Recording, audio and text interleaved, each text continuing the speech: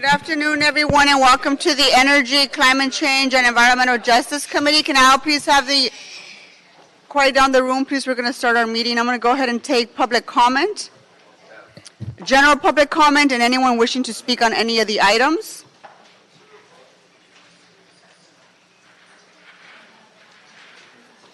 Teresa Sanchez, are you here? I'll pass. Okay, did you sign up twice? Because right after Teresa Sanchez is Teresa Sanchez S. Is that you?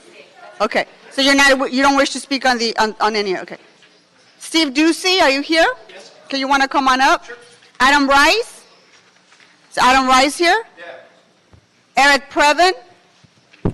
And Wayne Spindler? Gentlemen, you're just speaking on item 7? Just item 7, all of you? And 6. Okay, you're speaking on, you just filled out a card for 7. So you want to speak on both? Yeah. And any general public comment for any of you? So why don't we start with Steve, and you're only speaking on item number 7. That's Is that correct? That's 1 minute. Go ahead. Hi, my name is Steve Ducey. I'm an organizer with Ground Game LA. I'm also on the board of the Central Hollywood Neighborhood Council, but I'm only speaking on behalf of myself today. Really encouraged by the content of the Bureau of Sanitation's report with regards to redeveloping the way that they're going about cleaning up and providing public health infrastructure for folks who are living on the streets. The Services Not Sweeps Coalition is very pleased with a lot of the content of this. That includes California for Progress, Homeless Healthcare Los Angeles, the National Lawyers Guild Los Angeles, Public Council, and the SELA Neighborhood Homeless Coalition. It's really important that folks who are the most vulnerable, folks who are living on the streets, get services. Unfortunately, the enhanced enforcement zone that we see around the bridge housing in Hollywood, a lot of that service is coming in the form of LAPD. And we really need to uncouple police from these services. That trust has been eroded because of the presence of LAPD. We saw that with a protest by the folks who were unhoused, who are around that shelter. They don't feel like they're being treated like humans. They feel like they're being treated like garbage. And it's time that we treat them like people. So thank you. Thank you. Adam Rice, you're speaking on items 6 and 7? Yes. And do you have any general public comments? No. Okay, so 2 minutes. Right on. Go ahead. Well, first off, we would like to thank the mayor for putting forth the proposals we've been putting in his lap for the last 15 years about public health infrastructure in Skid Row. Whereas we at LA Can helped to bring the United Nations to Skid Row. The United Nations rapporteurs, 2 of them, last year, determined that Skid Row had worse conditions than a refugee camp as far as access to water, sanitation. And while we do agree with the majority of what the mayor is talking about, we also need some things made clear. The surveillance on illegal dumping should not target homeless people. We don't need an extra hope team. In fact, we need to remove the police from our outreach teams, period. It would be wonderful to take the, $1.6 billion that's just out of the general fund for the police department and start putting that towards housing in Los Angeles. So we don't have to have conversations about showers on the street. So we don't have to have conversations about extra public restrooms because 5,000 people sleep on the streets a few blocks from this building. Once again, we want to thank the mayor for bringing forth the plans that we have been laying out to him and mayors before him for the last 15 years. We'd like to thank the city council for holding a hearing on it. What we'd really like to be able to thank you for is doing something about it. All power to the people. Thank you. Mr. Previn, are you speaking on items 6 and 7 or only 7? 6 and 7. And your general public comment as well? Right. Okay, go ahead. 3 minutes. For the record, 190609 is item 6 and item 7, so that's the case file number. And I don't know if you saw 60 Minutes on the weekend, but there was a very interesting story about the opioid crisis and a social worker trained at dealing with the population who are, addicted in their community. It was a terrible story, I think in Pennsylvania or something. But the point is that, the police's hands were tied. They couldn't do anything. And by bringing a person who had the capacity to connect with these people and provide the opportunity without the taser or the urging to go into treatment. She's been incredibly successful. So I urge you to watch that report and think about that in the context of sweeps, and, services, not sweeps. That said, this is a rollout, a big rollout by sanitation, and I wanted to just tease out that there's two issues. There's the issue of a public health crisis and stuff all over the place that needs to be collected, and then there's this this idea that it's about dumping as opposed to the lack of service. And I wish we had more evidence of that, and I don't understand why we don't. I saw I guess David Goldstein piece about how the cameras were never installed. I'm not clamoring for cameras, but I'm clamoring for something that would prevent dumping. But I think it should not cloud the issue, which is that, we need to provide at least the basic infrastructure to be safe and clean. And one of the areas where I've been an advocate is for mobile pit stops. And I saw at 1E in one of your items, there is a request or an urging to go forward with more of those. I just would urge you not to stick them exclusively. They are, for the record, this is a portable facility that comes with an attendant that's described as the secret sauce because it prevents what people automatically say when you talk about putting up a public toilet, which is that people are going to move in and start having a party. Well, they're not going to have a party in a mobile pit stop because there's a staff person who makes $16 an hour in there. And I would just like to question whoever it is who quoted the price of $339,000 to operate a mobile pit stop for a year or stick one in there. I think that's inaccurate, frankly. I think that it's about $200,000 was what the number in San Francisco is. And I think that though that sounds like a big number, it's not a big number when you think about what the difference is between people living amongst excrement and other things that, we can't really expect people to use a facility if there isn't one for miles. So, I like Chrysalis. They've done a good job at storing people's belongings in some of these facilities. We should be rolling out more of that kind of thing. And, I guess over the summer you've agreed to 18 hours of overtime for each sanitation worker per week, which sounds like one way to stay ahead of it. I just wonder if there's some things that we have not thought of, and, good luck with the 4-person care teams. Thank you. Hold on for just a second, Wayne. Let me call 3 more speakers. Pete White, are you here? Yep. Pete White, you want to come on up?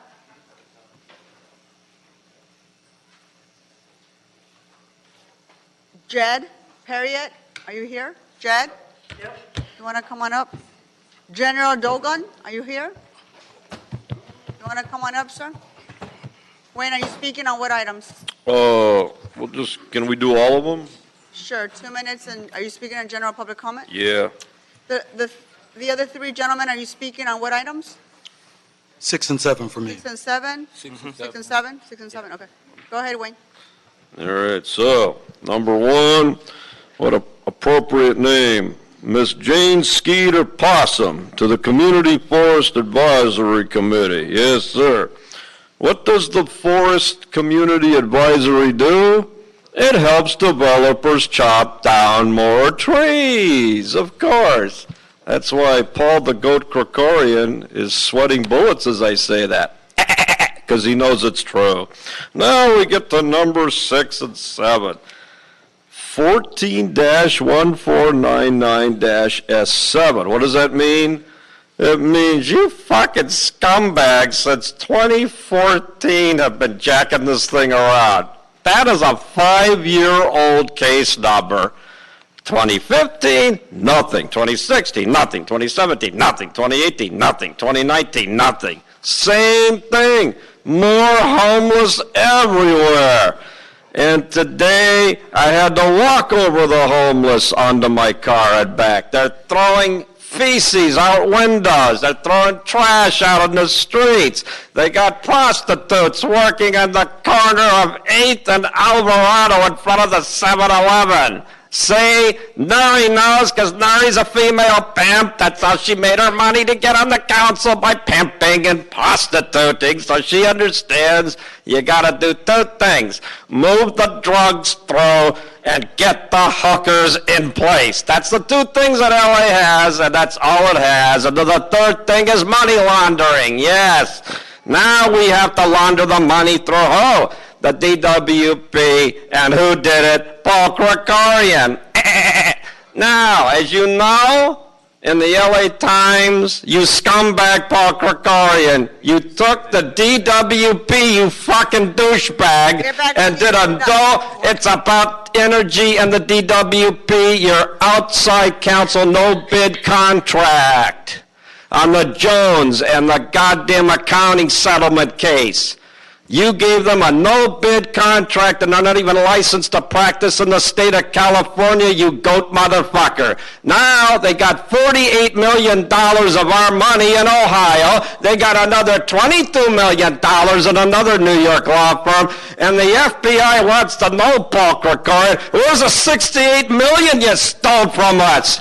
You know who else wants to know? The Superior Court judge on the case ordered an investigation. We don't do that here. We do that in Paris. Remember? Some of us have been in European law. Judges don't order investigations. You're such a fucking crook that even the Superior Court judge had to order an investigation. Where's the $68 million, you dumb fucking goat without a bar card? Where's the $68 million, you fucking thief? Pete, hold on for just a second. Do you wish to speak under general public comment or just 6 and 7?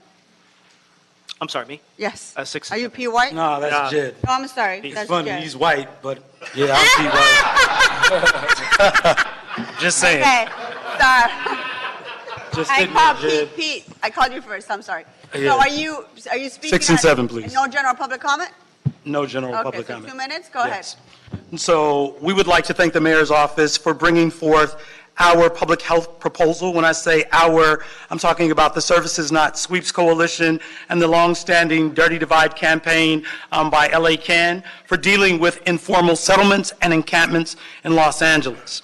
Restrooms, hygiene centers, trash cans, showers, houseless persons, trash pickup programs, clear instructions is the least we can do in Los Angeles. While we agree with the vast majority of what's being presented, there are a few areas that need amending.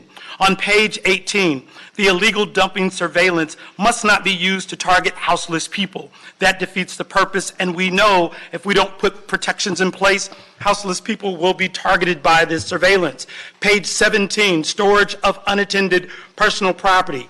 This forecasts a greater quantity of unattended property. This is an area where Los Angeles continually gets sued, and it is the pathway to criminalization. So I want you to take a real clear look at page 17.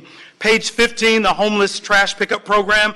It's funny that after finding millions of dollars for 47 positions and overtime, there is no commitment to a minuscule $150,000 for a houseless pickup program, and increase this allocation to at least $500,000 for starters. And then remember, number 4, simply renaming something does not change the LA culture that bends towards criminalization. SEI became Reset. Reset became Hope. Now Hope becomes Care and Care Plus. It's interesting, Central Division officers, when interviewed in the LA Times, said, well, the name changed from SEI to Reset, but our job remains the same. We must stop criminalization today. We must move forward those things that work and get away from any pathway toward criminalization. Thank you. Thank you. Jed? Jed, are you speaking on items 6 and 7 only? Yes, No yes. general public comment? No. Okay, go ahead. Good afternoon, Jed Perry with the Democratic Socialists of America and the Services Not Sweeps Coalition. I want to echo what Pete just said in thanking the mayor and the Department of Sanitation for bringing forth this report and these changes that are the result of community organizing from LA Can and many other community members across the city. It's about time we end criminalization and we start providing real public health resources. And I truly hope that the CARE teams and CARE Plus teams that are outlined in this report are not just another name for the false hope teams that we have seen across the city. And when I say that, I'm saying that as someone who has witnessed hope teams, I think in all of your council districts, maybe just Koretz, Martinez, and O'Farrell's district. I've witnessed hope teams in your districts ruin people's lives. I have witnessed working class people who are forced to live in tents have their lives discarded with no notice. That cannot happen under the CARE and CARE Plus program. We cannot just put a new name on something and think that we're all going to walk away and say that's better. The police should be nowhere near this plan. I'm glad to see that they are not named as being part of care teams. There was a line in this report, too, that says by the sanitation department, that trust has been eroded. We need to rebuild trust with the unhoused community. A way to do that is to not have police there, and a way to address, the concerns from sanitation who say, well, we need cops here because we feel safer. Well, if you were treating people in a better way, that antagonism that the sanitation workers express is there, which I've never actually seen. But that would shift quite a bit if you're actually going there to provide public health and trash pickup on a daily basis and building relationships and getting the community involved, as is outlined also, hiring folks who are living in encampments to do the cleanups themselves. A lot of them would like to have resources like brooms and trash cans and daily trash pickup. So there's a lot of positive things in here.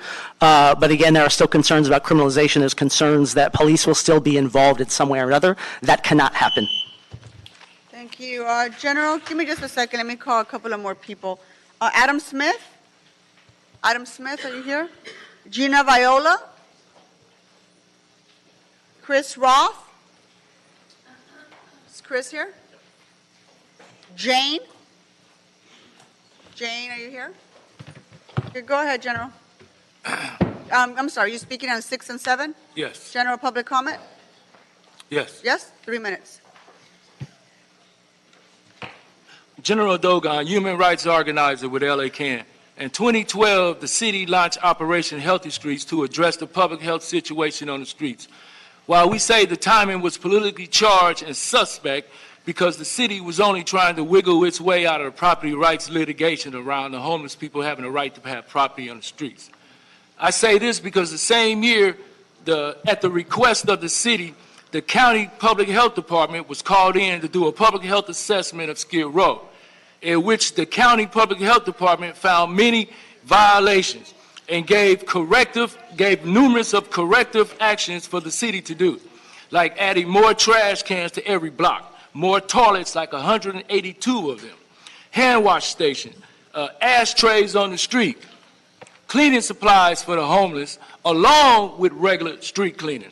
Out of all the county's corrective actions, the city only implemented OHS, and that was only to continue the harassment and confiscation of homeless people's property under the pretense of cleaning the streets.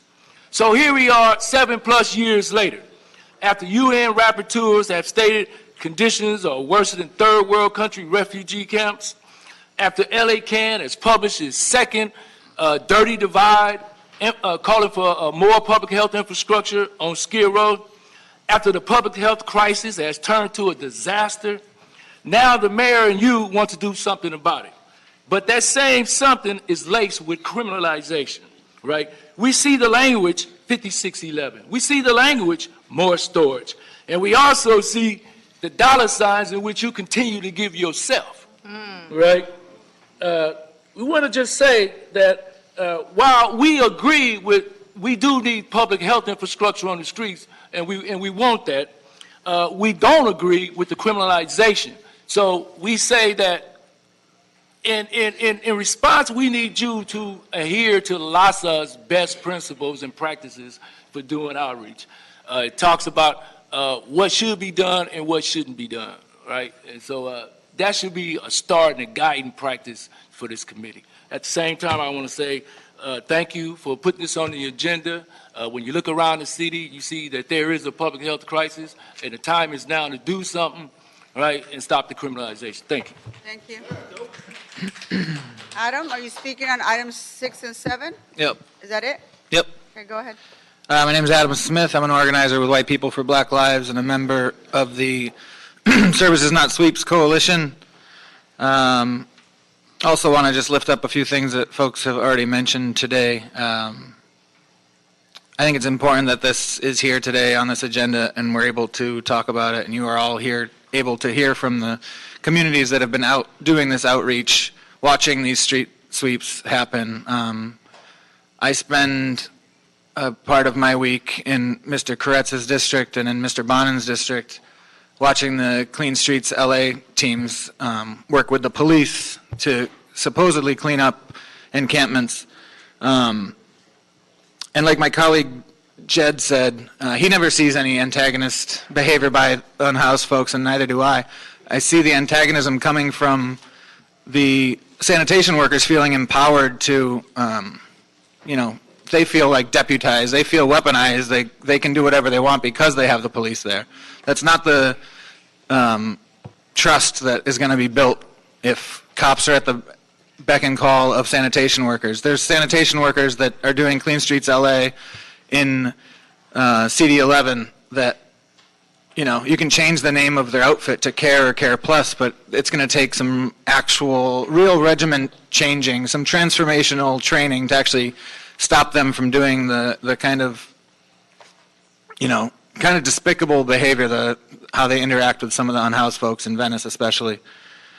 So a lot of this stuff is really great, and I hope that you all see the good things as we move forward and also see the bad things as we move forward and get away from enforcement, get away from criminalization. I really worry about this whole surveillance thing being just a replacement for if you pull cops off Hope Teens, then you just have cameras out 24/7 watching homeless encampments, and that's not going to work either, and the criminalization. Thank you. Gina, are you speaking on items 6 and 7? Is that it? Yes, that's okay, correct. Go ahead. So I too want to talk about the criminalization of the houseless. It is imperative that you remove police from this part of what you're doing to try and address this issue. What we've seen is increased paranoia by communities because of the policing and the over-policing of these neighborhoods. Apps like Nextdoor and Ring are riddled with paranoid things about the houseless in our communities. I live in Hollywood. I come across houseless people every day. Not one has ever done anything to harm me, to hurt me, to make me feel threatened. And I walk the streets quite frequently with my family. And that's been my experience, yet I look online and I read the opposite. And I know that is because you've used policing to deal with this issue. And as such, you have actually discredited the outreach workers that now have been partnering with police to go into these communities. These communities don't want to have anything to do with the outreach workers anymore because they associate them with police now. It is imperative that you remove the policing from all aspects of this issue if you are to make any headway with it and actually see some real meaningful change and reform. You have organizations, you have LA CAN that's been in this city dealing with this issue for 20 plus years. You have experts in this field to work on this. That's who you need to take advice from. That's who you need to take the leadership from. The leadership cannot come from the LAPD. The LAPD has no credibility in this situation, in this issue, with this community at all. Not at all. Thank you. Thank you. Chris, are you speaking on items 6 and 7? That's it? Yes, that's correct. Go ahead. My name is Chris Roth. I'm an organizer with Ground Game Los Angeles and K-Town for All. I am out there doing outreach to our unhoused neighbors, our unhoused brothers and sisters out on the streets in Koreatown, 3 or 4 Saturdays a month, depending upon when meetings end up happening. And one of the things that we have repeatedly heard about is the true threat that the criminalization of like 5611 and other associated ordinances have on these folks who are living out there on the street. Something that is just completely disregarded in our current structure of laws surrounding tents and encampments is what happens when people are working at night. What happens when they need to have a safe place for them to be able to sleep during the day, and they need to trust that their stuff isn't going to be stolen from them during the night? If they have to take their tents down at 6 in the morning or 7 in the morning, or even if people are being generous and letting them keep it up till like 8 or 9, that means that they're still having to find some place to sleep unsheltered completely in the middle of the day with the sun beating down on them, and they can't have that basic modicum of safety that's provided by these tents. One of the other issues that I wanted to highlight is that through multiple discussions with folks, I've been made very much aware of the fact that the LAPD is neither equipped nor do they have any desire to be part of these sanitation sweeps or HOPE teams. They don't want to be there. The homeless folks don't want to have them there. We need to get the police out from the situation. We need to end the criminalization. We absolutely need to be providing services for trash pickups, public health situations, and deal with that in a humane way without any criminalization. I am pleased to see that we're going to be doing some investigation into what's going on with all the illegal dumping. That is absolutely a serious issue. But again, we need to make sure that there is not going to be any criminalization associated with the homeless folks who are having to deal with bad actors taking taking advantage of the situation and putting them in harm's way. Thank you. Thank you. Jane, are you speaking on items 6 and 7? Yes. Okay, any other speakers? Because I have no more cards after Jane, and I'm going to close public comments for all items, including general public comment as well. So no more speakers, you'll be the last one. After that, we'll close general public comment, and I'll comment for all cards. Go ahead, Jane. Hi, I'm with K-Town for All. I'm encouraged to see recommendations for public health resources, and I like the idea of providing mental health and sensitivity training to sanitation employees, but I'm skeptical of how much this will really help to reestablish trust between the city and encampment residents when people have been repeatedly traumatized by sweeps. I know people who have had their tent thrown out every week, every month. I know someone whose mother's ashes were thrown out during a sweep. So a training is not going to undo years of trauma. You have to stop the adversarial relationship between the city and the homeless population, and it starts with removing LAPD from encampment cleanups. There's really no need for LAPD. These sweeps are happening in public in broad daylight. Personally, I visited dozens of encampments. I've talked to hundreds of encampment residents, and just to point out, I'm 4'11" and a half. I have never felt threatened or scared, because I'm not there to violate people's rights. I'm there to help and support them. So this is the kind of relationship that the city should have with homeless people, but it's not going to happen if LAPD remains part of the sweeps. I'd also like to recommend that the cleanup schedules be publicized online. You have to get rid of the complaint-driven process, which creates an adversarial relationship between the city workers and encampment residents, and it also pits housed people against unhoused people. If the purpose of sweeps continues to be displacing and criminalizing people, you'll be violating LASA's Guide to Unsheltered Homelessness, you'll continue to traumatize a vulnerable population, and you'll be upholding dangerous stereotypes about people experiencing homelessness, which makes it harder to implement your housing and bridge home shelter plans. So Gil Cedillo said people should not be swept. I appreciate your comment on Facebook. I agree. Homeless people are human, and they're also your constituents. Thank you.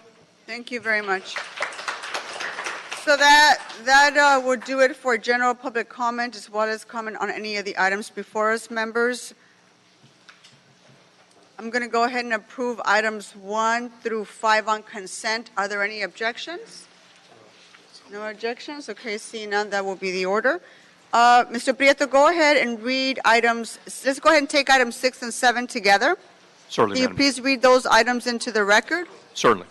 Item number 6, motion, Huizar, Buscaino, Harris, Dawson, Martinez, Price, Rodriguez, relative to instructing the Bureau of Sanitation to report on efforts to bring the number of illegal dumping locations to zero and its efforts to maintain a rapid response to illegal dumping requests and related matters.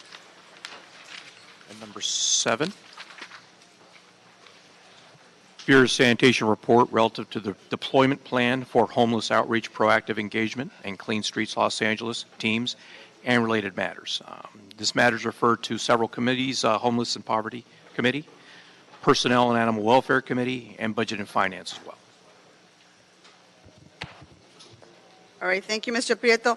I'm aware, I think I was made aware earlier that there's a representative from Council District 14 that wishes to speak on item number 6. Do you want to come forward and provide comments from Councilmember Huizar?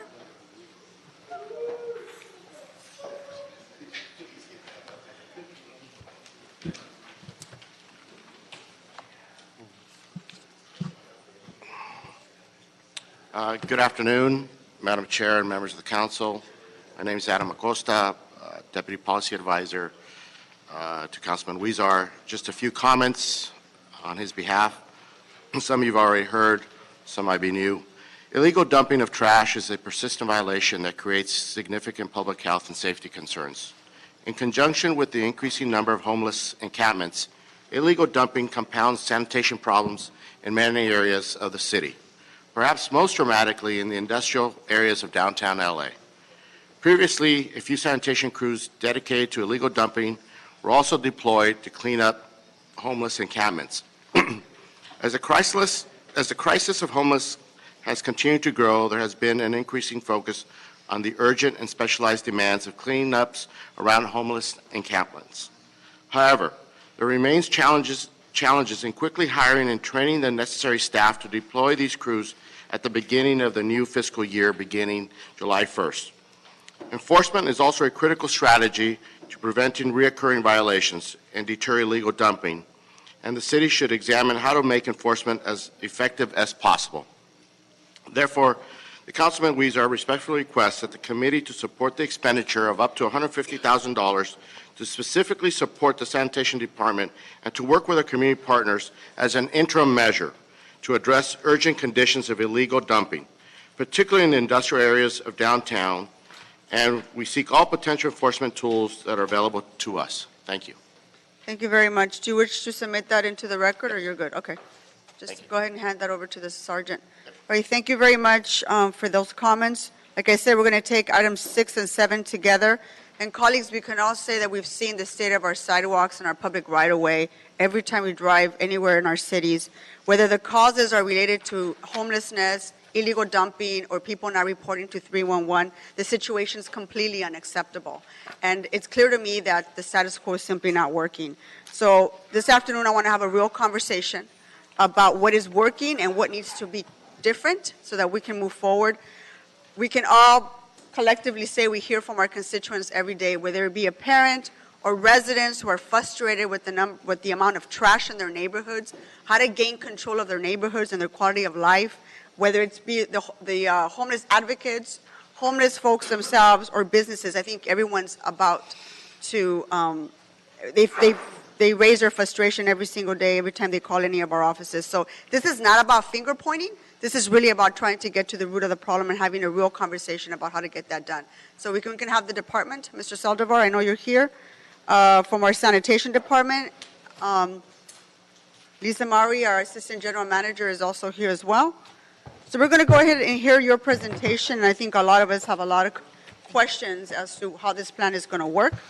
And so I appreciate you all being here. So why don't you go ahead and get us started, Mr. Saldivar.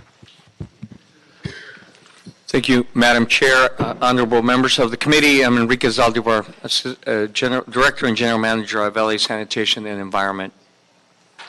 As part of the 1920 budget approval process, the Mayor and your City Council approved a much-needed augmentation of resources to our livability program to enable LA San to get in front of the challenge of responding to the high demand for our livability services, as opposed to always playing catch-up, as Madam Chair alluded to, specifically in responding to illegal dumping cases and requests for homeless encampment cleanup services, all of which being in response to preventing any public health risks. In approving the additional funding totaling $6.4 million, you asked us to present to you a deployment plan that makes the best and most effective use of not only the additional new resources, but also our existing resources. Reflecting and drawing on our own experience for over 5 years now in the livability services world, and working closely with the Mayor's office, including the UHRC team, we took a step back and realized that we needed to rethink, reconfigure, and re-engineer our livability services operation and coming back with a deployment plan. We're based our rethinking on the fact that the only reason that these services are being provided is for the protection of public health. We recognize that in our service interface front, there must be enough mutual trust between us, the homeless community, and the surrounding communities. We in LA San must engender a relationship of trust with the homeless community for us to be effective in rendering those services.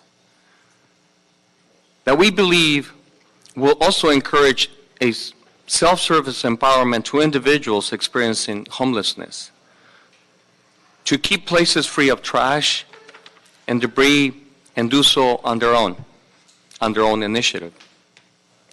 In furtherance of engendering mutual trust in our relationship, we believe that our service deployment offering must be inclusive of hygiene centers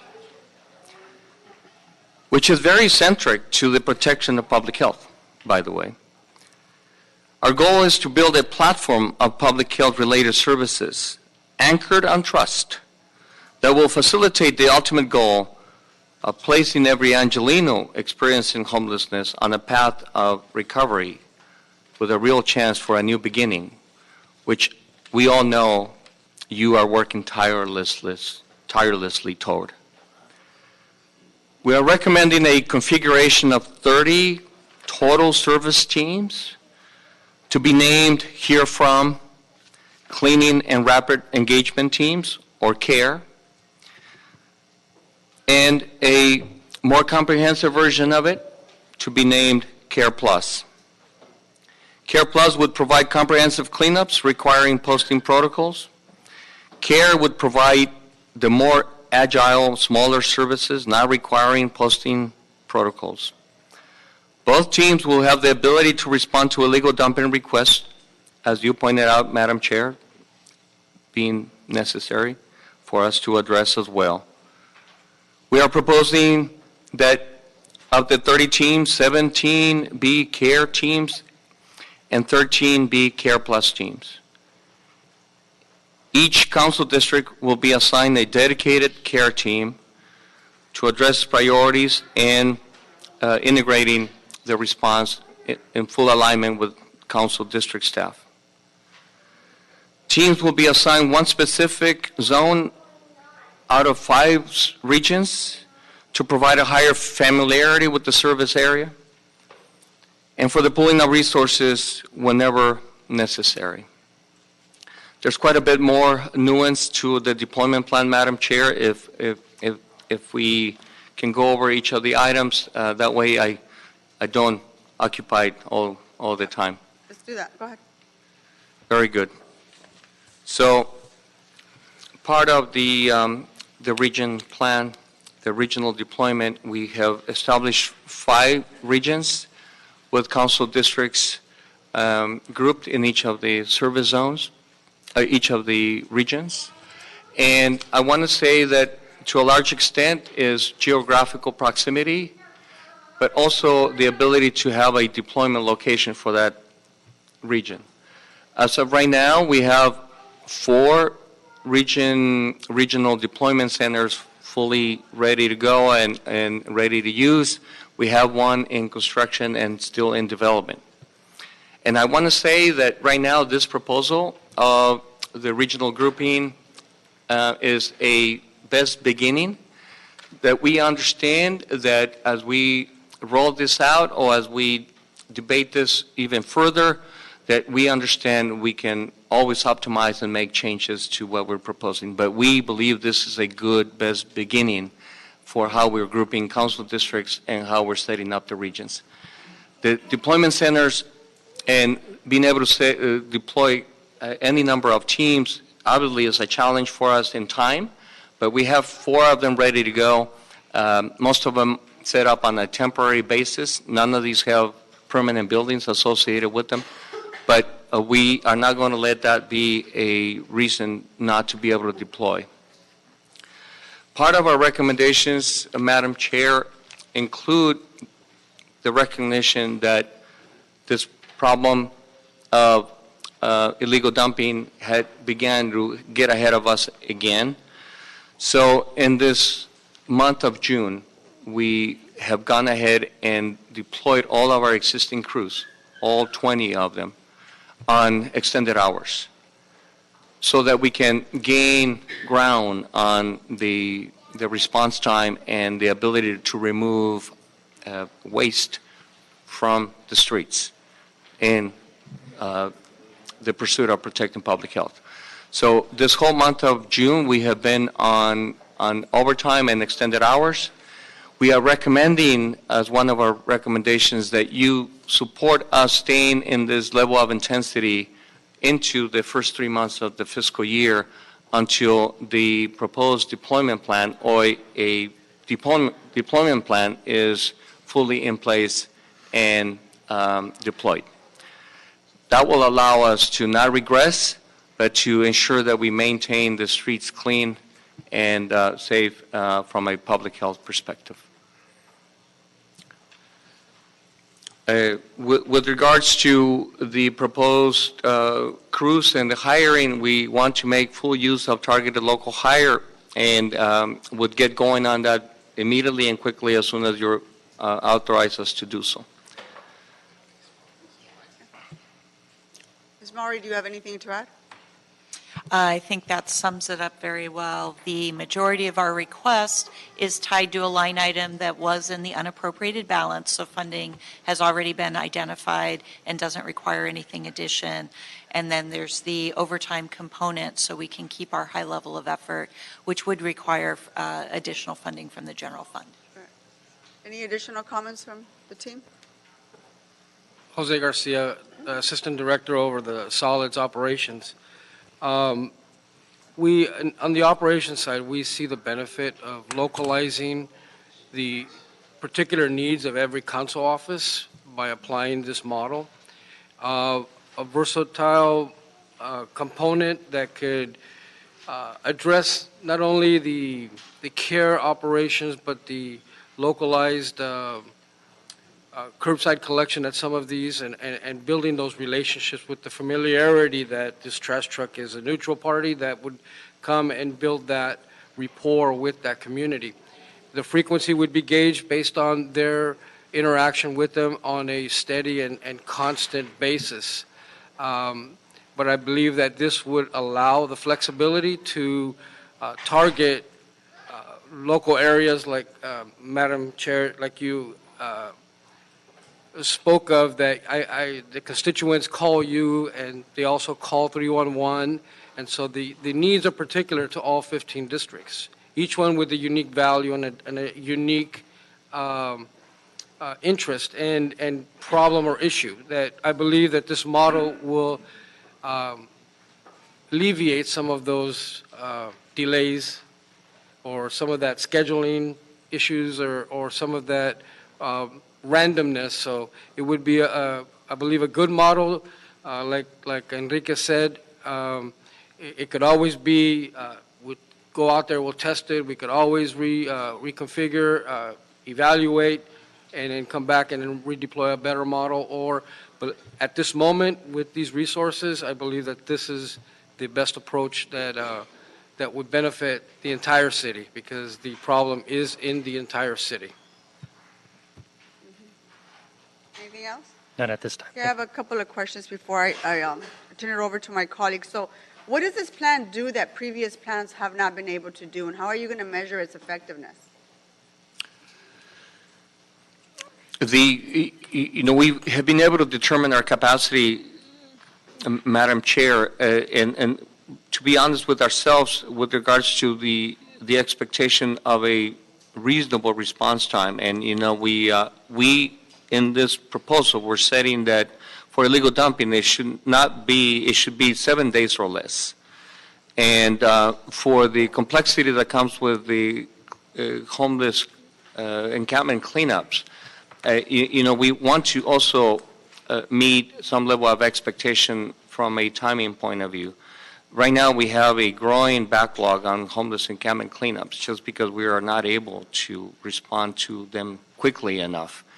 And so on the illegal dumping, we are setting a hard goal of 7 days or less, which we have not been able to do and meet consistently. We meet it on an average basis, but not on an absolute fixed 7 days.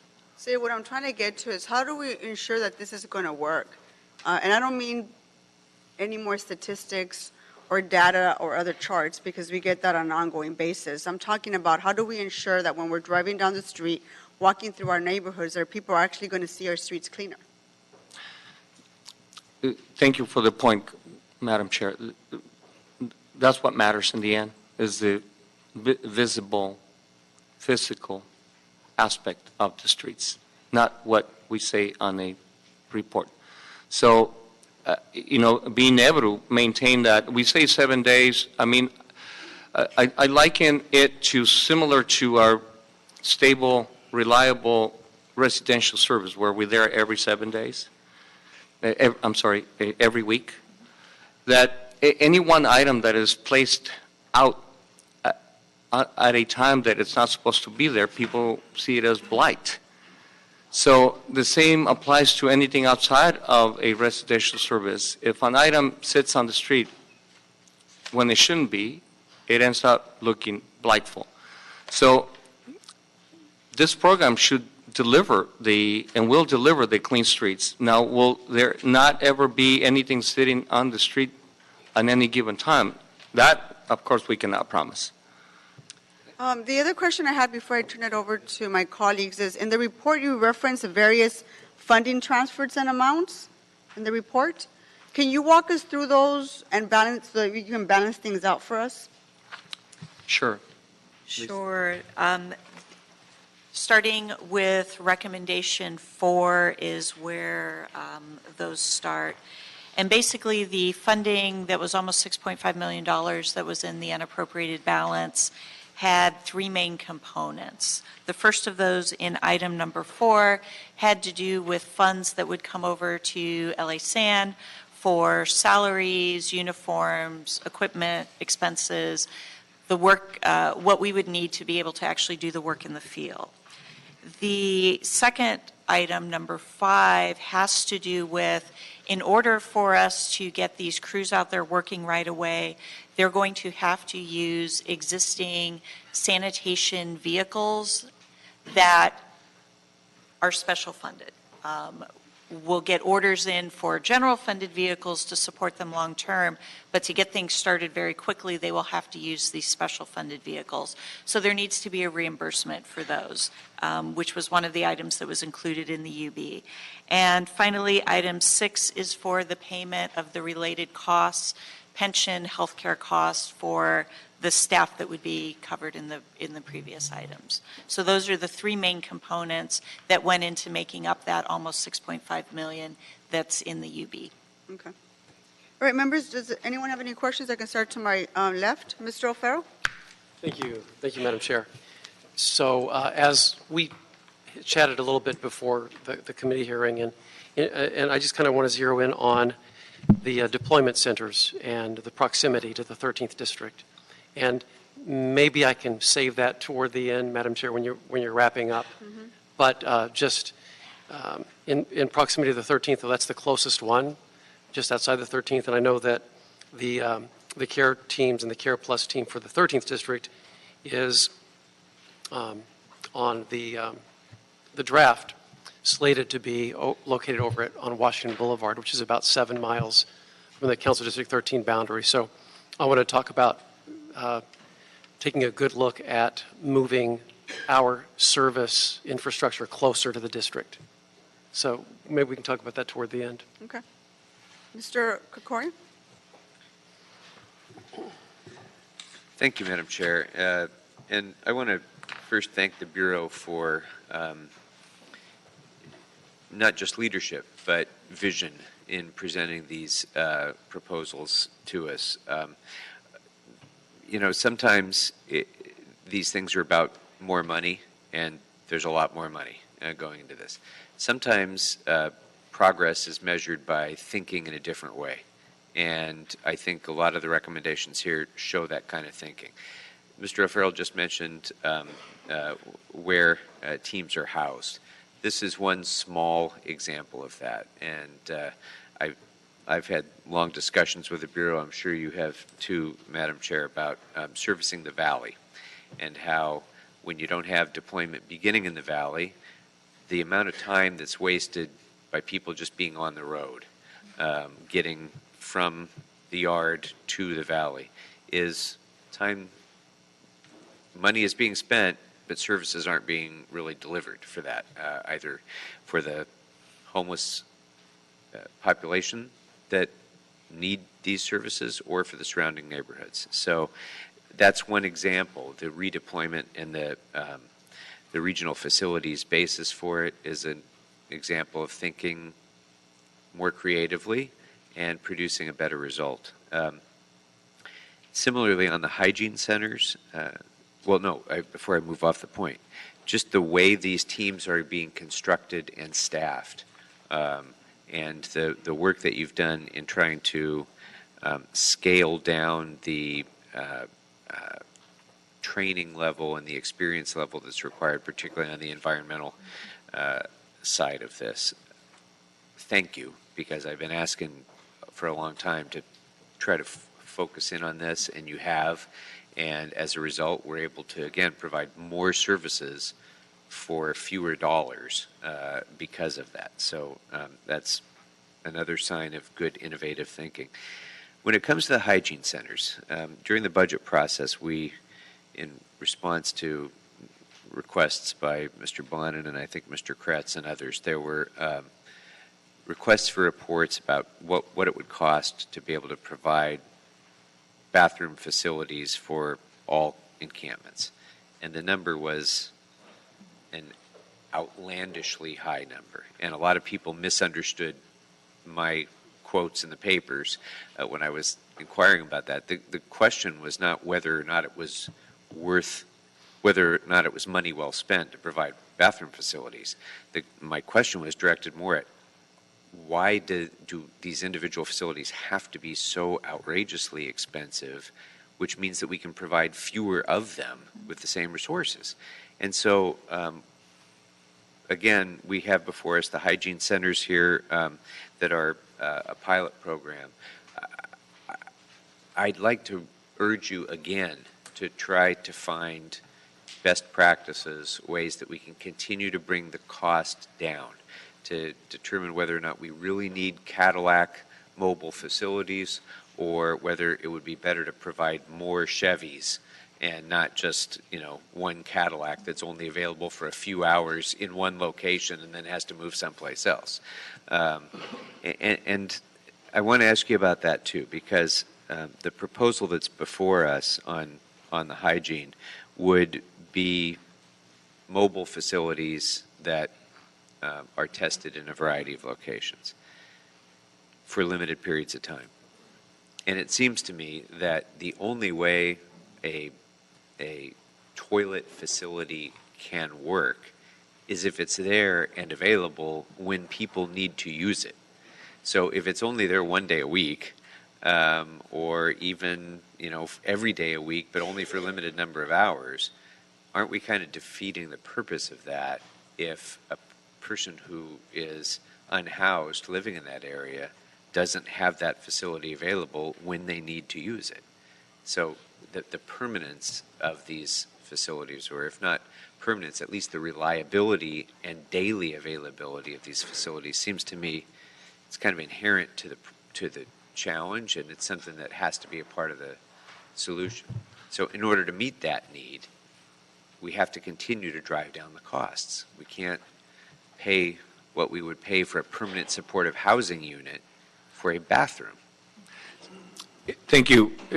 Our thinking on this particular service, council member, begins with the incremental growth of trust. We talked about us augmenting our public health-based services, and what is public health if not a restroom? And realizing this is sort of a bit of an awakening for us in LA San. And this is our mission: public health and protection of public health and the environment. So knowing that, in as accelerated a pace as we all are on this, that making a huge leap from having no restroom services ourselves in our deployment to what ends up being probably the best realist model, which is that the restroom facilities be available at all times and at any time. We wanted to do things that are more under our control, such as having one mobile hygiene center attached to our deployment. And you are right, this would be only for the time that we're there doing a comprehensive cleanup, but it does augment on the services that are necessary for the homeless community while we're there. So that's our proposal. We believe we're ready to proceed with the pilot with our existing funding. We would be able to proceed to the point that we then try to understand the service component and the efficiency of it that can best eliminate a more effective and cost-efficient model, either for duplicating this in all of our 13 care teams, and further, for there to be more of a pit stop model that is there every single day, maybe not through the night, or the permanency of it, if that were to be where the direction moves toward. So this will teach us incredibly a lot of information on how we can make it more cost-effective, including the attending of it. Right now, we're thinking that we would contract with an agency that is in the business, someone like the pit stop company, or if we do it ourselves. But right now, we're thinking using an agency that's better equipped, at least right now, for being able to run these. But we would provide all the infrastructure, including the hauling and the disposal and all of the management that comes with it for the pilot. Great. Now, on a related topic that's very important to Ms. Martinez and myself and our surrounding area, and I think sometimes it's well, some people within the city family tend not to think about this issue because it's a valley issue, which always sets us off. But the RV communities that have developed in many areas in the business and industrial areas of the San Fernando Valley are public health catastrophes. And they, I've had RVs in my district where the person living in it continues to pile dirt underneath the RV so that he can purge his tanks, and then pile more dirt there, and then purge his tanks again. And it's just really it's not acceptable for the people living there. It's not acceptable for the surrounding communities, and we haven't yet, despite this being an issue for a decade at least, we haven't quite hit the solution for how do we service those folks without putting them out of their vehicles, in which case, they may end up in a shelter for a while. Then once they're out of the shelter, they have literally no place to go because they no longer have their RV either. So they will become, they will be living under a bridge. So striking that balance of having them, maybe be able to maintain their RV, but do it in a safe way for them and for the community is an important priority. And that, it seems to me, is an area that sanitation is especially well suited to help address some of those challenges, whether it's with infrastructure that would enable the safe discharge of their tanks and that sort of thing. I mean, what steps have been taken in that direction, other than the care teams, which are going to be an important component of it, but it's only when they're there. So are there other things that we can do to help specifically address the needs of people living in RVs? There are, Council Member, and it's part of sort of the awakening that I talked about us in LA San to really live up to our mission. And in recognition of the fact that an RV requires the septic tank to be emptied on a regular basis, and whether working with some of you in the council offices, we provided for places where the RVs can go and do that at no cost. Generally, we realize that not everybody is able to take advantage of that for any number of reasons. So we are equipping ourselves with a mobile service, one in which we can deploy to the location where the RVs are. And as you said, it should be our expertise on how to handle wastewater. And we would do it in a way that is respectful of all the laws, spill containment, and doing it seamlessly. So we feel that within a couple of months we will have that service ready to be offered on at least a demonstration basis, and then be able to give you more options of the kinds of services that we can provide in our menu that can be that would enable us to address specific issues in each of your council districts. Terrific. And on that issue, I think generally I'm going to ask that the CAO report back with potential funding sources for all of the things within your recommendations that aren't already funded and the overtime requests that you've made. But on this specific issue, we've talked about using the SWRF before as a funding source.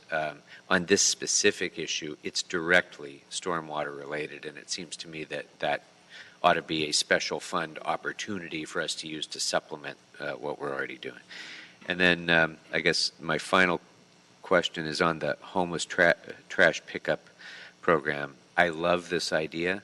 We're already doing it in my district using Clean Streets, Clean Starts, with whom we contract on a small scale basis to bring homeless individuals in, to provide them with a little bit of compensation, provide them with an opportunity to do productive things that hopefully will make them more career ready as well.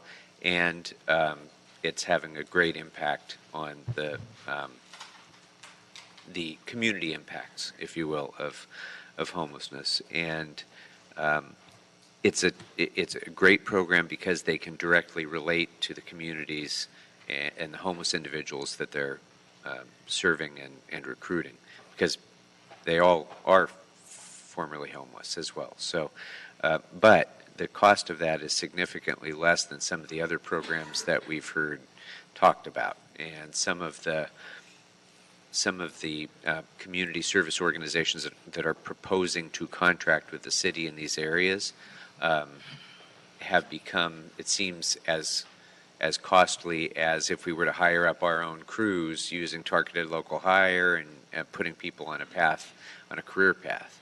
So I would urge you to look at Clean Streets, Clean Starts and similar programs that maybe don't have as high a price. I'd also, if we are going to contract to service organizations, urge a comparison to using targeted local hire to do similar work, and seeing if we can't utilize this opportunity to bring people into a career path as well. Will do. Mr. Carrera? Thank you, Madam Chair.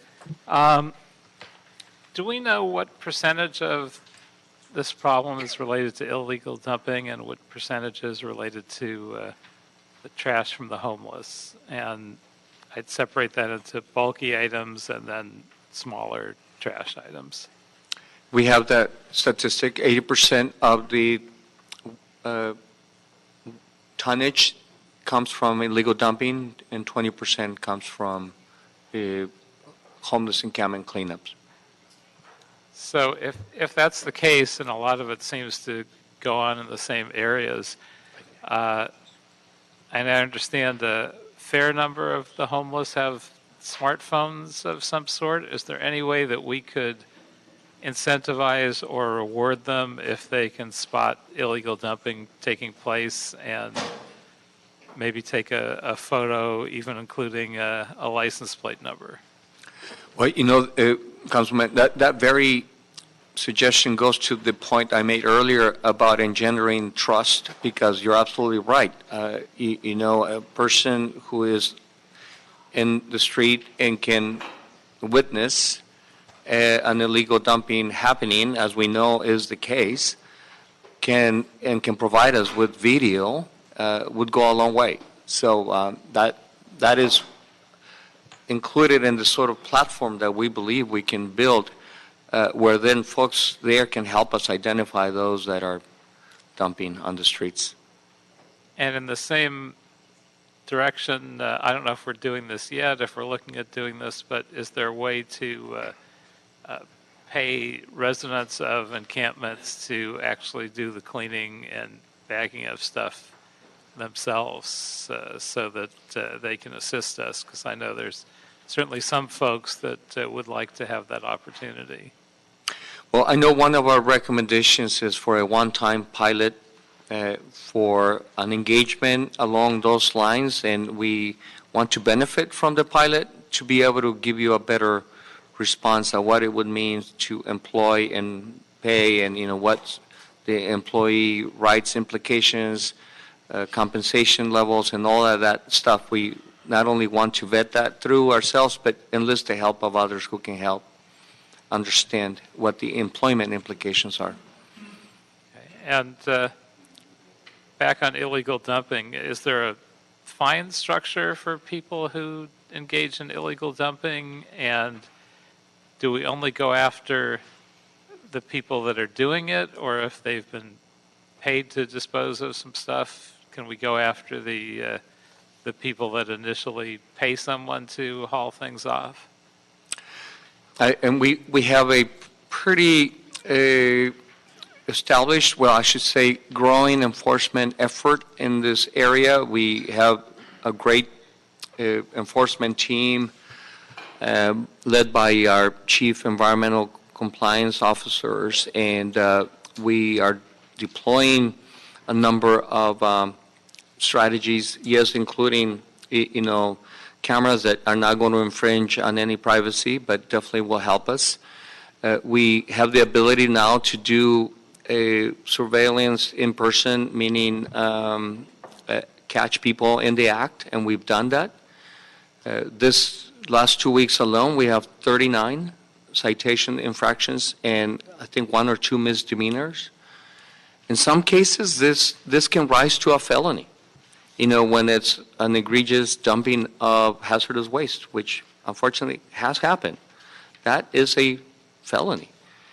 And, we're working with the city attorney's office to find the most effective path, whether it's the infraction path or others. But, yeah, there are fines up to $1,000. In the case where it's criminal, it can even grow from there. Do we have a sense of who the most likely perpetrators are and what type? Is it ever furniture companies that deliver new furniture and then haul off the old stuff and just dump it somewhere? Or what's the profile of folks that are doing this?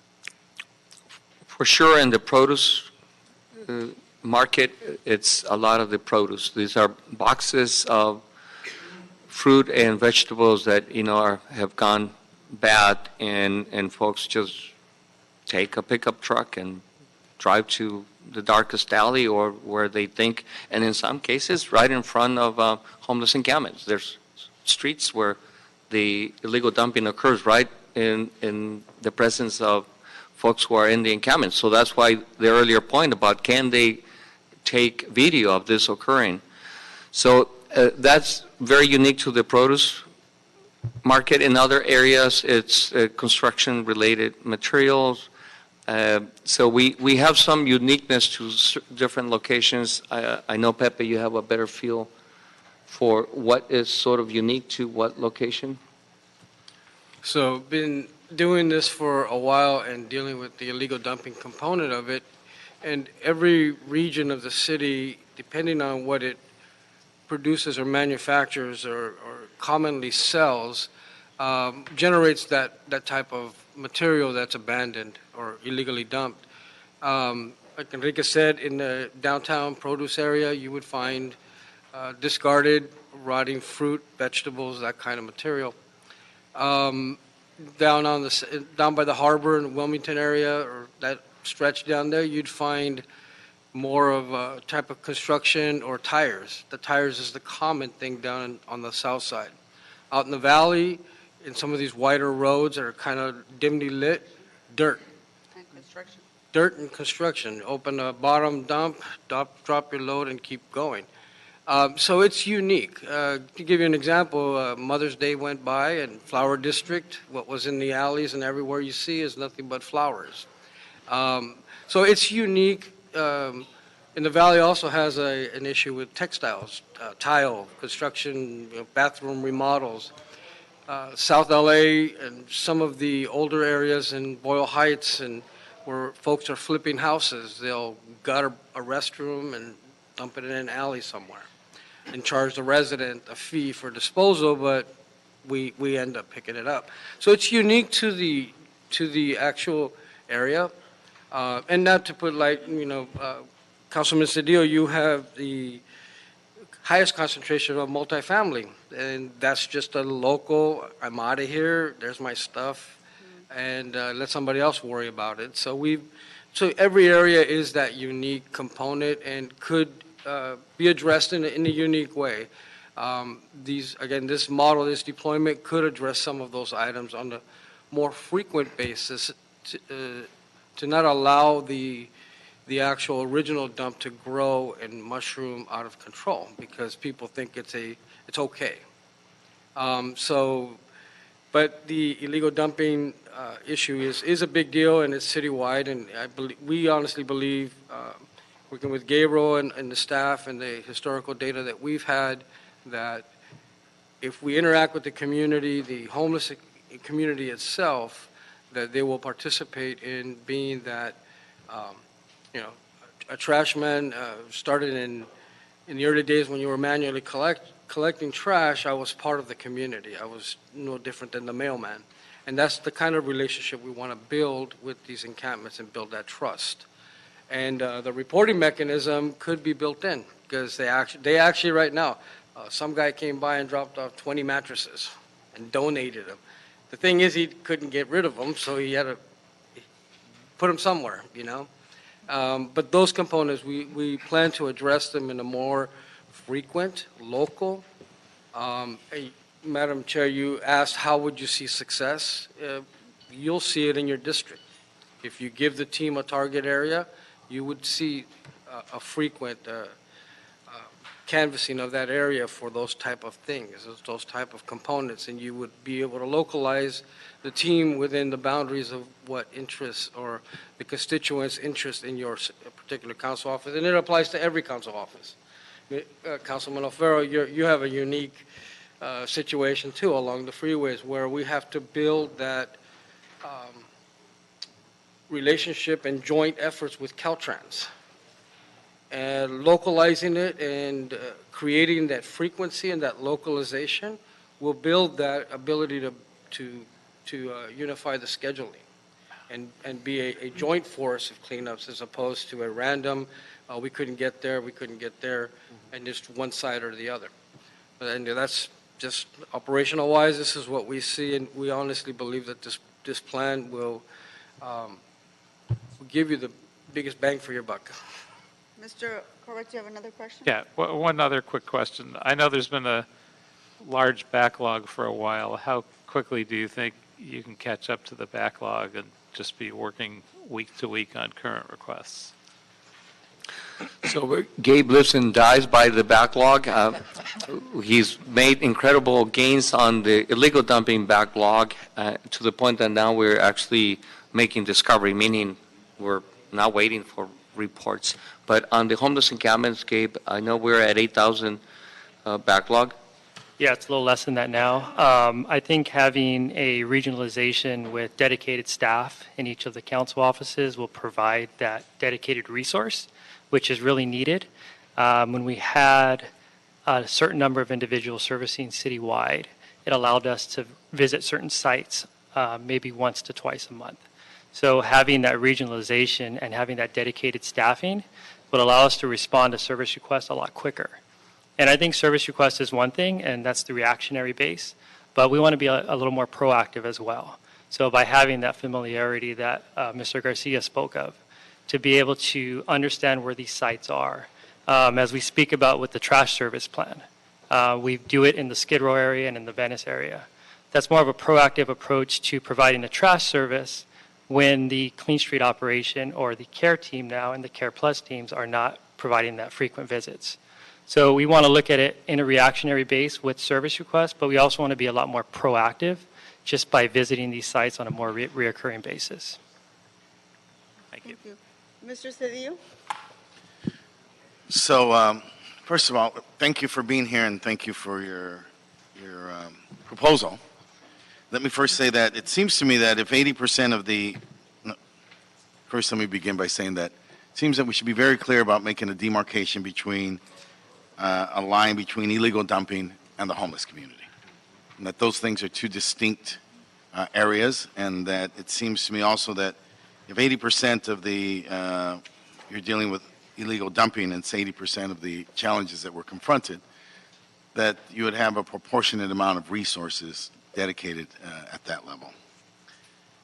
On the question of trust, I think my experiences tell me that one of the ways to engender trust is to deal with organizations in which these communities have trust in. In other words, you have to recognize there's an agency relationship, and that it seems to me that the execution of this plan should, in many respects, make as the people who make this operational the people who are down on the ground, the people who are trusted by this community as their representatives, as their voices, as their spokespersons. So I would like to see you take that initiative so that the organizations that have been here today are engaged in this process, that it's more organic, it's more authentic, and that there'll be levels of trust that need to be accomplished for it to be successful. I think you've already indicated that. On the question of these services that are, one-day services, I wanted to ask you yesterday, have you looked at public facilities in the area, in the targeted areas? So, for example, schools, city buildings, pools, libraries, state buildings, other facilities that are utilized that are public buildings that could then be opened and operated and attended by these organizations so that we don't, these facilities are already in place. They already have restrooms. And in the instance of swimming pools, they have showers, they have locker rooms, they have restrooms, and they simply need to be attended to. Designated hours, designated people responsible, and then a partnership to use a public facility for a public purpose. I would suggest that you do that. I would suggest also, Mr. Krikorian, I was noticing the price of this thing about a restroom and why it costs extraordinary amounts. It seemed to be cheaper if you just rented a luxury vacant apartment. Yep.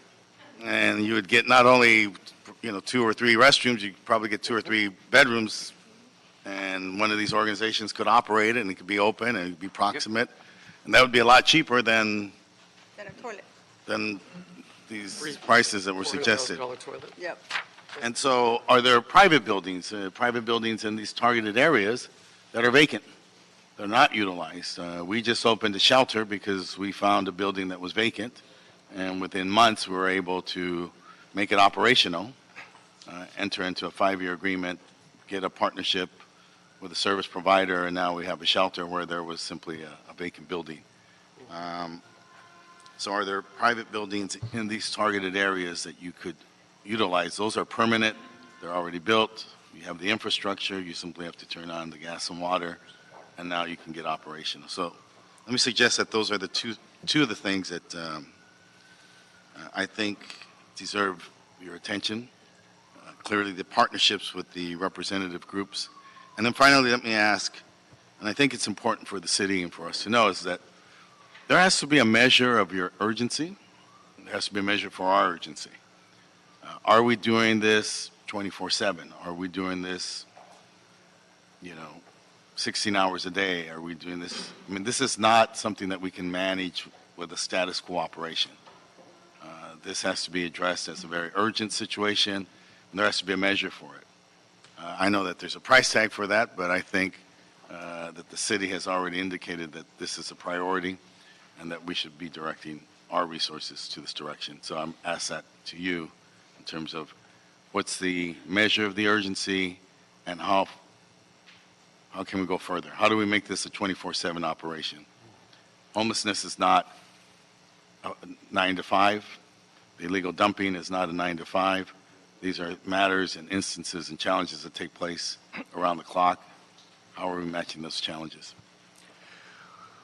Just a reaction to the points you made, Councilman, which of course we agree with. And with regard to the mobile hygiene center, we know that an $80,000 price tag on a full service is pricey. And and you know that my office in our district utilizes all the services for Yes. 7 days a week, and we're utilizing them throughout the district. So I'm not saying this an either-or proposition, but that to do that, it needs to be augmented with some real bricks and mortar infrastructure. And so I was going to say about we in LA San wanting and needing to be invited to the larger discussion of that kind of infrastructure that can be leveraged for the reality that these facilities are needed 24/7, a restroom, a shower. And we are only speaking for the street component of it. You're absolutely right. I mean, can a building that is underutilized, as an example, be turned into a business opportunity for somebody who would be willing to provide showers and other services? And I know there's a larger discussion going on about that. We just invited ourselves to that discussion. We want to be part of the group that's discussing those kinds of other related infrastructure because it's related to public health. And we want to be part of the discussion. But it's not front and center for our strategy in the street, but you're absolutely right. It needs What to about be. the agency relationships I mentioned? Absolutely. We got to have a way of engaging in the discussion, whether there's an engagement via employment. That's, I think, something else needs to be further studied, but we got to be dialoguing with the folks who work on this day in and day out so that they can help us, not only in our entry point, but in how do we leverage the fuel, the dollars that you give us and have it be multiplied. So I think that we are definitely going to do with the ambassador role that an agency like that can play in our deployment and our street presence. Mr. O'Farrill, did you want to come back to your question? Yeah, just real quickly, thank you. Thank you so much. And as you're talking about that, Enrique, I know that we have an interested party who actually submitted a term sheet to see what that could look like if he entered into an agreement with the city to provide storage, hygiene, showers, et cetera. So I was just wondering if the city has developed its terms for inviting private entities into this discussion so that we can utilize our friends in the private sector. Something to think about. We definitely want to be part of the team, the city team. We had not, but want to be. And, you know, that's sort of the outgrowth of us being on the trenches, protecting public health. That has to be part of the discussion. And I think it's the CAO and the mayor's office who are leading that discussion. We will make sure to follow up with them. Okay, terrific. Well, as I mentioned earlier, we are right now slated for the 13th district is slated for the Washington Regional Deployment Center. And as I mentioned, that's over 7 miles away from the District 13 boundaries. Now, there's one that might be still in development, and Jose, you mentioned that, at the old Kia site on San Fernando Road. Correct. And that's half a mile from the district boundaries, and it's literally across the river from Elysian Valley. So that's very, very close access to about half of the 13th district. And so I'm hoping that you can take a look at housing us there instead of Washington and report back on how that will factor into the Care Plus teams as well, because right now we're up here at Washington with districts 5, 8, 10, 13, and 14 with 7 care teams, 7 Care Plus rather, and 5 care teams for each district. So if you could give us a sense of how that could work for the 13th district. I think it's just a matter of proximity and time saving as much as anything else. And we want to be as efficient as possible, of course. So, yeah, if you could do that. And then lastly, any staffing issues at all? You mentioned targeted hiring, which is terrific. Will we be able to staff up to the roughly October sort of rollout date of this Care Plus? October 1st is our target date for deployment in this new model. Well, as it ultimately approved by you. So we have 3 months, which is why the urgency on being able to get your approval so we can begin the hiring and the procurement process as early as you approve. Kind of tight, right? July, August, September, so that gives you 3 months for 3 months. procurement and hiring and training for October 1 Yes. opening. Yes. Okay. So we'll be 24/7. Mr. Krikorian. Thank you, Madam Chair. A couple of quick questions on the regional deployment model. First, as we have now, there is a care team dedicated to the river. I would just, as I probably have mentioned before, remind everyone that the majority of the Los Angeles River within the city of Los Angeles is in fact in the San Fernando Valley. And so I would hope that the care team devoted to the river is caring for the valley to a very considerable degree, especially the Sepulveda Basin and other areas that are so beset along the river. And then as far as the Care Plus teams in the focused service zones, I'm sure you've already figured this out, but I was just curious.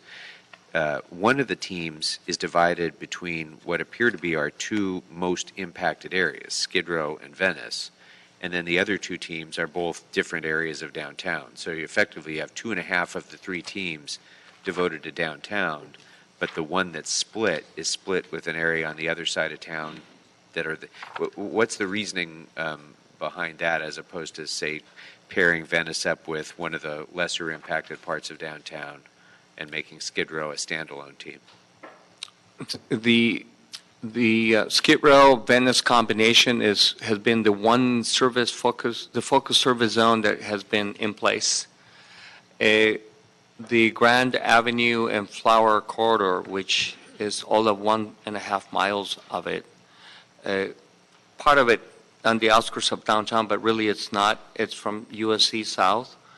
That wouldn't be in downtown.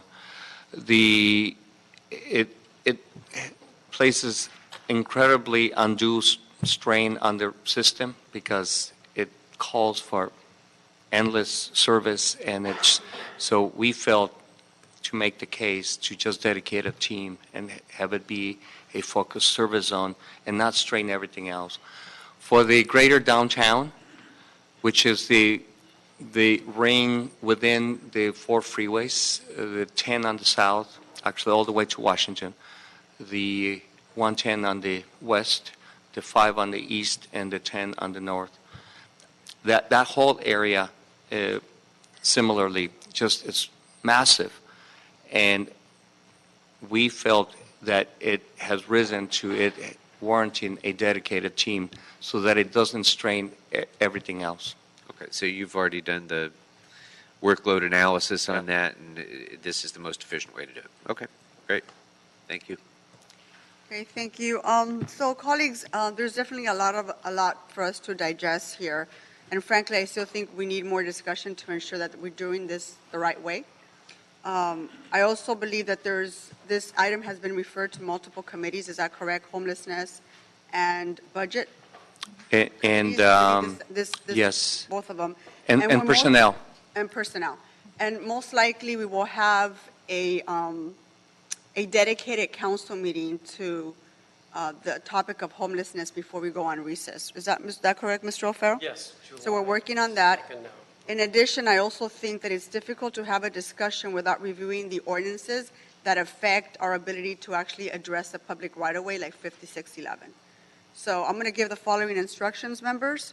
On item number 6, I recommend that we adopt the motion and consistent with the recommendation 8 from Sanitation Report, authorize the Bureau of Sanitation to enter into an agreement with a suitable community partner for a one-time engagement to coordinate a light cleanup work that would be performed by homeless individuals to be funded by $150,000 of existing resources.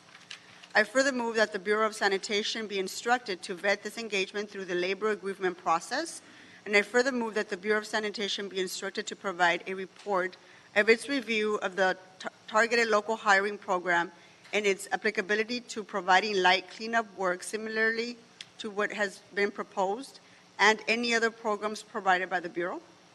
On item number 7, I want to recommend that we continue this item for another week, and I would like the committee to instruct sanitation to provide a thorough briefing on the proposals to all council offices, as well as provide an update on conversations with other city departments and agencies, including police, and request sanitation report back on that as well. I would also like sanitation to provide a revised report that more clearly outlines the funding requests, specifically for the extended services proposal between July and October, and the distinction between that and the new deployment model being proposed today. Is that clear? Yes. Members, are there any questions? On that last point, Madam Chair, does that include an instruction by to the CAO to begin analyzing funding sources for that We request? can include that. Thank you. Thank you very much. Any other? Madam Chair, Yes, Mr. just to include the move, the switch from Washington to San Fernando Road. To your council the 13th. district. Yeah. And then, of course, it's coming to my committee as well, so we'll continue that discussion. That's Duly instructed to noted, make the yes. move? Yes. That is part of. Okay. Did you have any additional instructions, Mr. O'Farrell?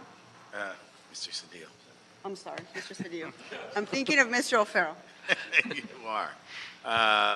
Only that the points about exploring the utilization of public facilities and And the private surrounding, facilities. Right. Did you want to state that again? And the surrounding deployment areas? Yeah. Okay, that's been noted. Anything else? Okay, thank you very much for the presentation. There's no other further business in our committee. Our meeting is adjourned. Thank you. Thank you.